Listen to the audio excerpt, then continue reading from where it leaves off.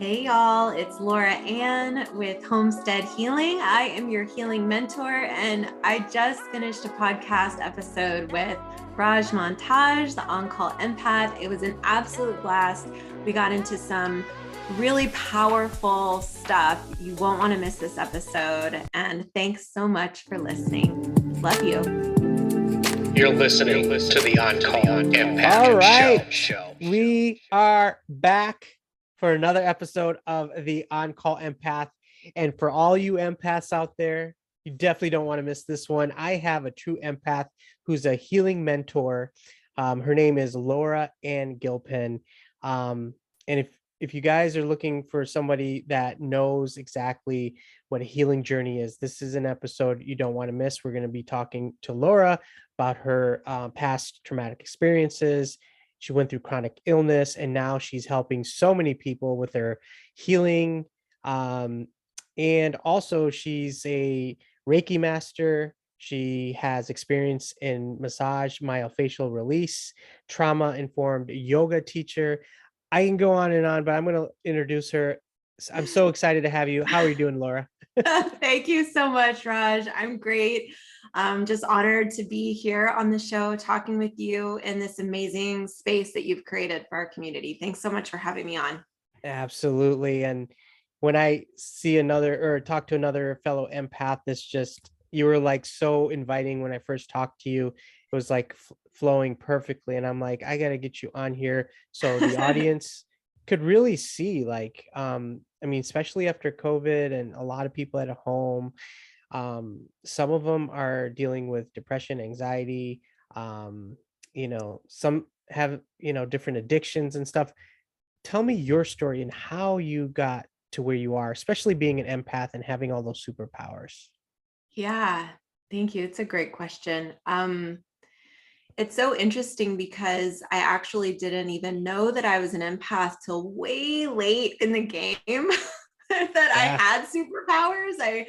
I think it's so common for many of us to have been disciplined because of our superpowers growing up, getting in trouble for like saying the wrong thing that you think everybody else understands to be true, but it's the stuff underneath the surface that grownups don't want to talk about.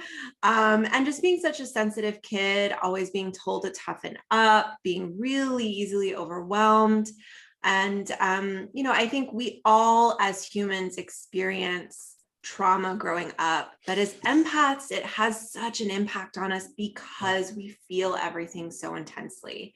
Mm-hmm. And, like many other folks, I experienced quite a bit of early childhood trauma. And, as an empath, of course, then it's sort of exponentially more intense.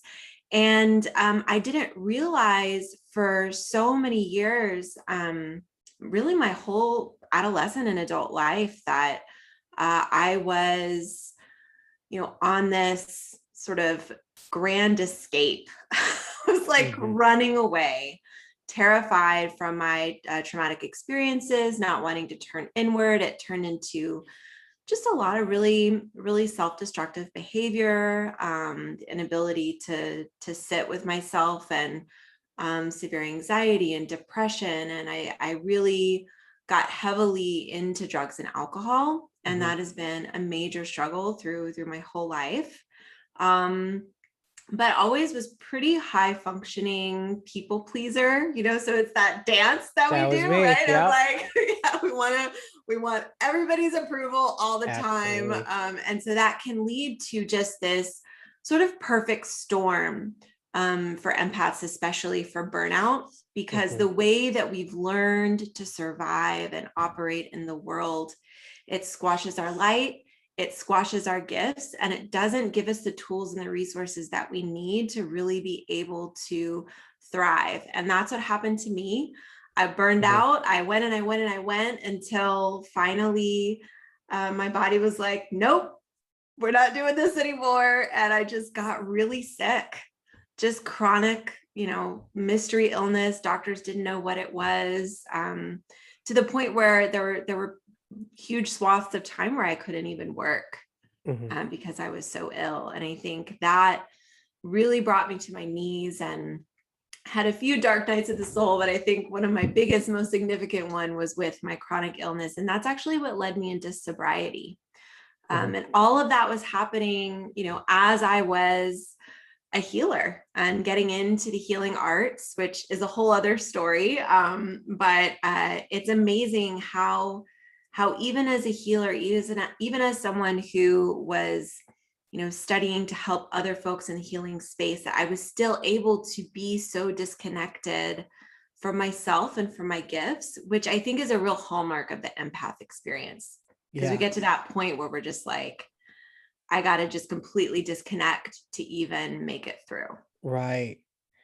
Yeah. When I didn't know what an empath was until a couple of years. And then when I started to see how many people, there's a huge community out there. And so that's what kind of got me to start this podcast.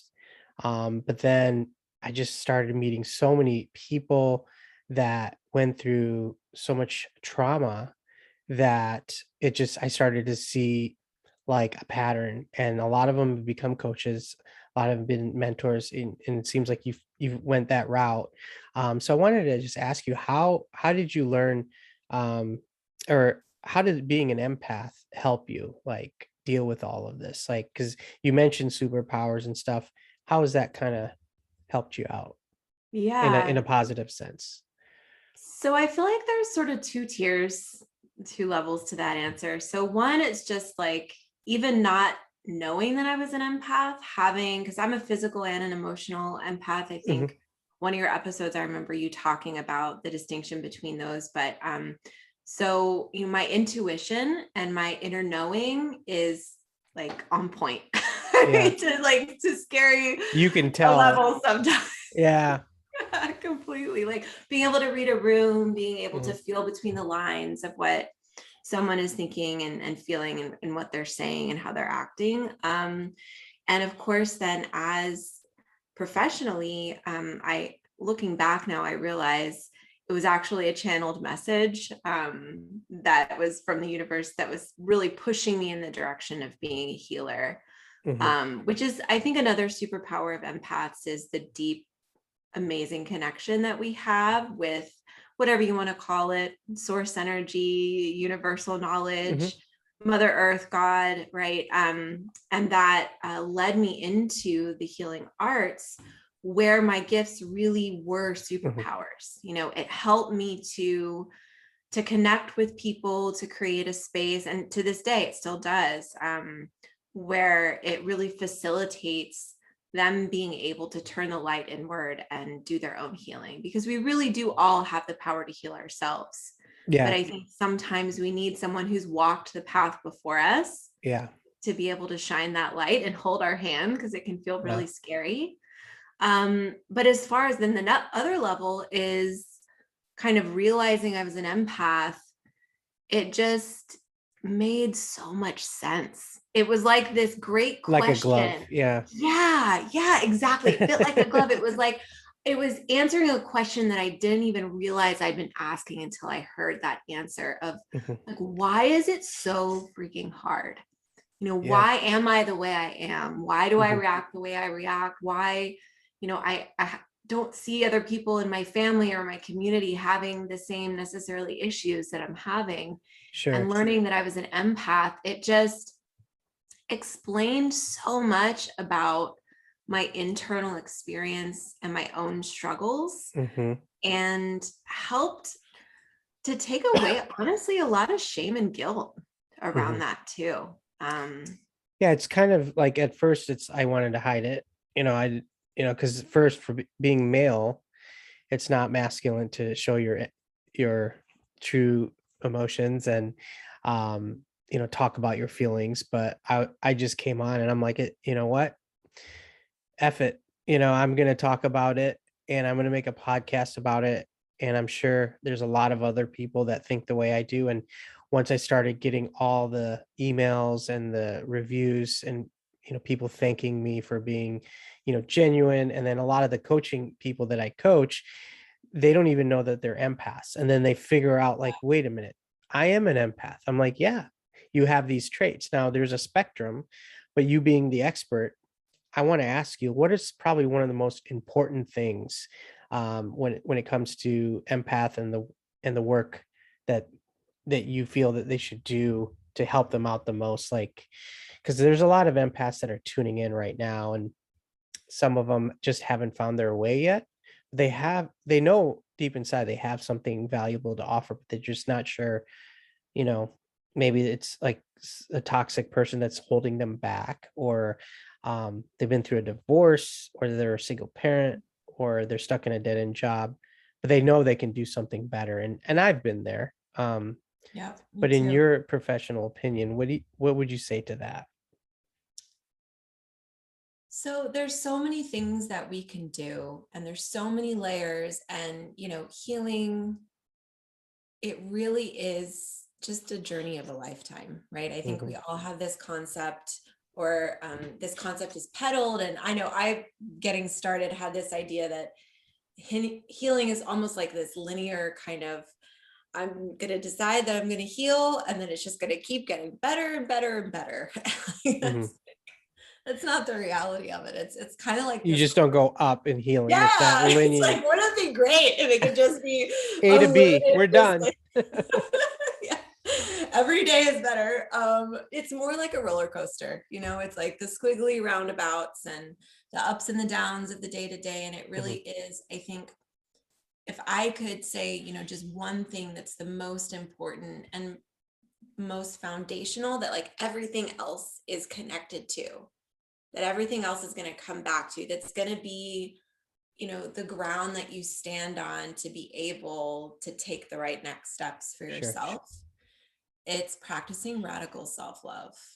And there's so much connected to that in the work that I do, and I'm sure you do as well with empaths. It's connected to boundaries. It's connected to getting out of being a chronic people pleaser. It's connected to your purpose work, and your identity, and you know, the tendency to get involved in toxic relationships. Like, all of it comes back to remembering that you are this amazing, amazing soul incarnated in a body, and you are, just by the very nature of existing, worthy of love.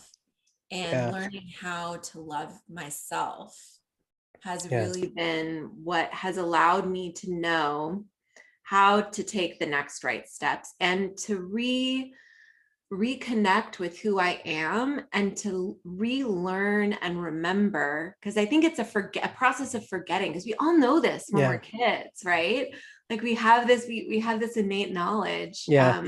It's that remembering that we are powerful, and that we know, and how to trust ourselves again.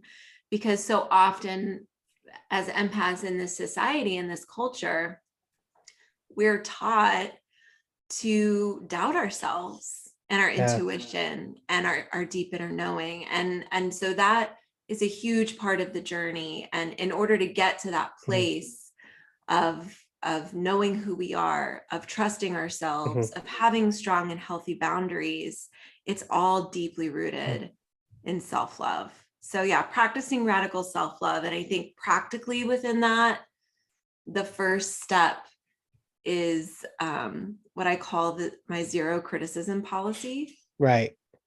And it sounds like, it can sound really radical. It is radical self-love, because we're not taught, you know, that inner critic can be real loud. But I think having that policy of not criticizing myself, and just holding myself with really deep compassion, while being honestly curious about my patterns in the way that I might react. But noticing, you know, when my inner critic is talking to me, and just doing like, you know what, I'm not available for that right now. Like, I love myself. It's still hard for me to, I mean, I'm working on it, and I've come a long way, but just that initially, just setting boundaries, because you can tell, like, people, when you can see what a real, you know, what someone's real intention is when you tell them no, and they'll either respect it, or some people might try to turn it around, make you feel bad or guilty. And this is something that as an empath, I can take that energy and take it inside. The minute it happens, I'll know who I'm dealing with. If they're a manipulator, a narcissist, or maybe they're another fellow empath. But that energy is just, I think, when you talk about superpowers, like this is something that we're all born with, I feel, and we can use it towards our advantage. So all you guys that are listening, some of you guys that are my clients, you guys know that you're empaths. Some people are coming to find out that they can identify with some empath traits. But if you can have these qualities and use it towards your goal in life, like whether like what you're doing, you're helping so many people, you're a mentor, and I can tell that you have good intentions and you have a passion for what you do. And so some people might read that the wrong way. And, so that's what I'm trying to convey to everyone by having you on this podcast, is healing is possible. And so that leads me to the next question is, what would you say, maybe a couple handful of things that have been most helpful for your clients that work? Because there's a lot of people that are maybe skeptical because they've tried everything and some things worked, some things haven't.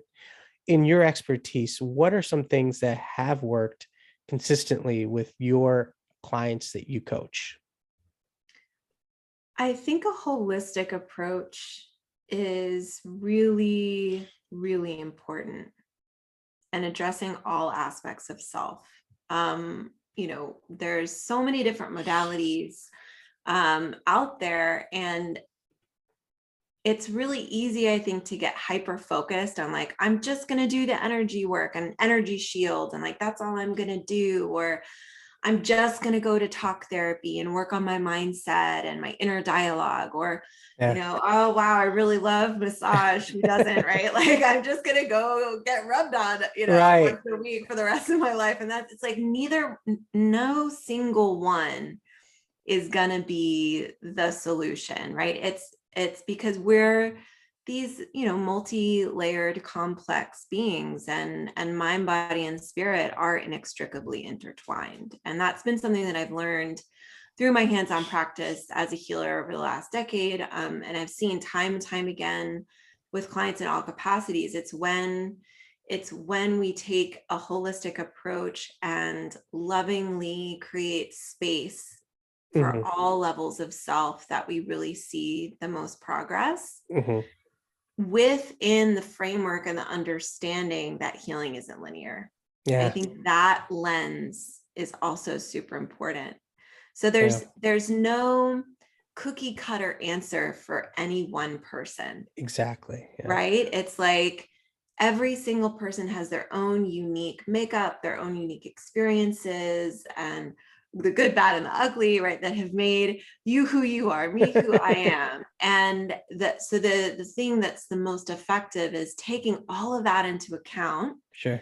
Taking a holistic approach, knowing that healing isn't linear. And then I think really trusting yourself, which, sometimes there's a little work in the beginning we have to do to get to that place. And it takes practice, and probably never 100% there. It's going to be a lifelong study, but you know yourself better than anyone else. And that's something that is really important for me with my clients. I think in the healing world, in the wellness world, in the fitness world, there's a lot of putting leaders up on pedestals as if they have all the answers. And so I would turn it around and say, you're the one who has the answer. And it's just me creating that space to ask those questions for you to figure out, well, what is the best next step for you right now that really resonates and is going to give you what you most need. And that's going to look different for you than it is for anybody else. Absolutely. I mean, that makes sense, because even when I coach people, I don't use the same approach with every client because everyone's different. Certain people have been through certain traumas and they have different triggers. And so we got to take all of that in consideration. And then also the environment. I mean, that plays a big role in part of healing. So if you're you can be in the best environment, but like if you've been through hell and back, could put you anywhere in the world and you'll still feel that. Regardless of where you are, you can't run away from it. And so we have to head, straight towards, whatever you're repressing and open it up. And so that's the approach that I feel like that kind of helps with a lot of people that I coach, but I like where you're going with your coaching. And so with so much going on, I feel like in the last year, maybe with, COVID and I could just feel like even going to the grocery store and stuff, there's like negative energy um, and I think we're waking up. I think a lot more people are waking up, including empaths and even highly sensitive people out there that are tuning into this. Um, how can we use our natural gifts, in your opinion, to better our lives and enrich our lives, especially with the climate that's going on now in 2021? We just got off COVID. People are in a bad mood and they come to you and they're like, how can you help me? What can I do using my natural abilities to help myself? Yeah. Well, first, it's not a coincidence that more and more of us are waking up. Yeah. Isn't that weird? Like, right. we are. Yeah, we are.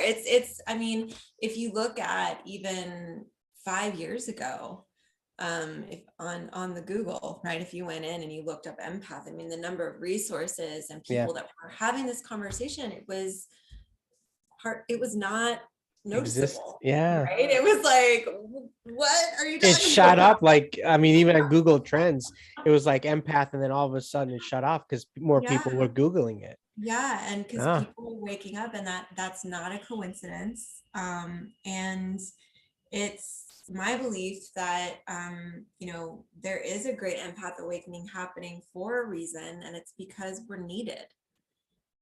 And the first step is healing yourself, because it's kind of like the idea, you can't pour from a cup that's empty. When you're on the airplane, you've got to put your own oxygen mask on first. It's that idea.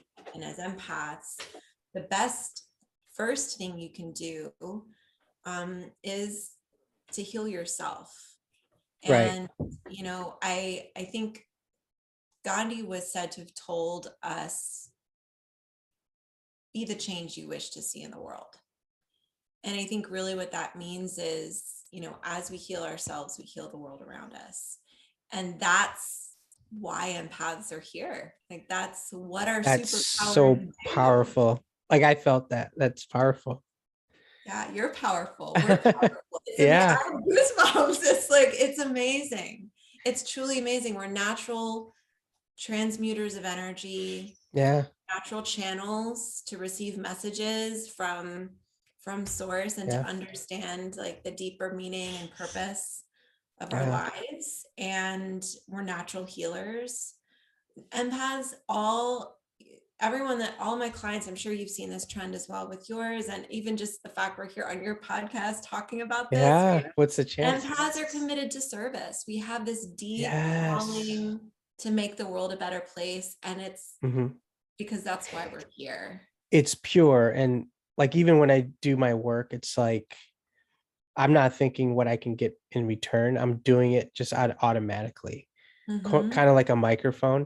So that's what, I mean, I've had all these guests, hundreds of guests, and I want their voices to be collective to help whoever. So maybe they may not resonate with me, which is fine, but they might resonate with someone else like you, and they like your style. And so what I do is I want to give a voice to all the empaths, the people that have their natural abilities to speak. And so that's my job. I'm serving, and I get so much joy out of that.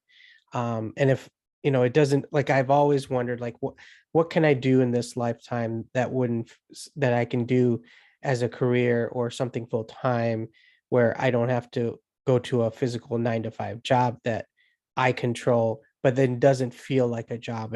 And it's serving people and empaths and coaching and meeting awesome people like you that you're going to go out and help. And anyone that's listening, they're tuning in, they're listening to your energy and they might resonate with that. And it's just like a chain reaction.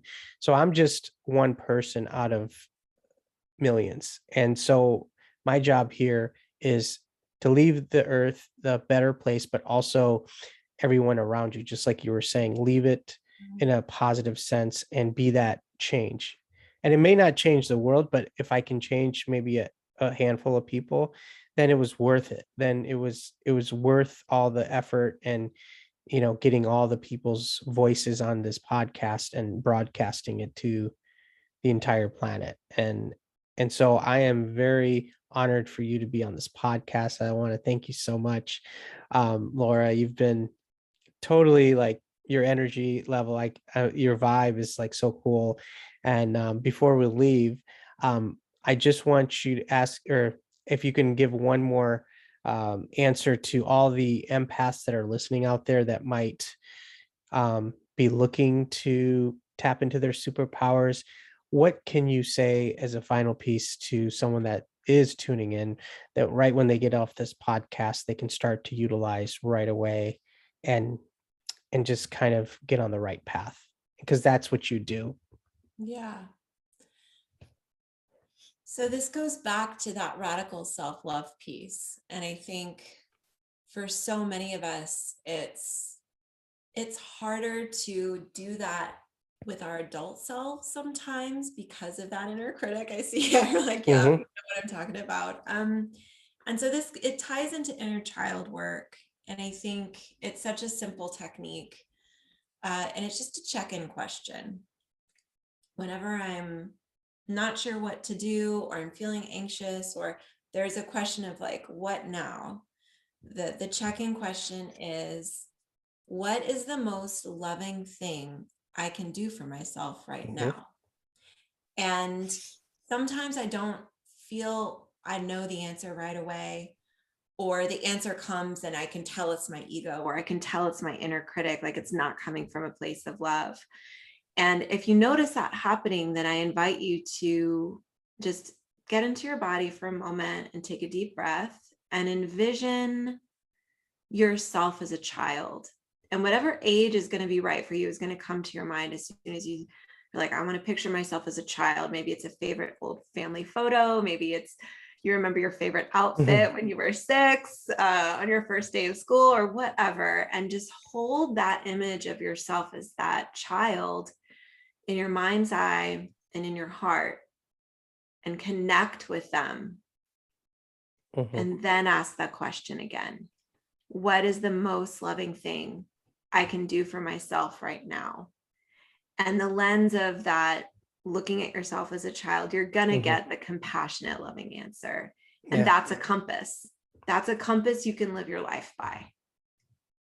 Yeah. Powerful stuff.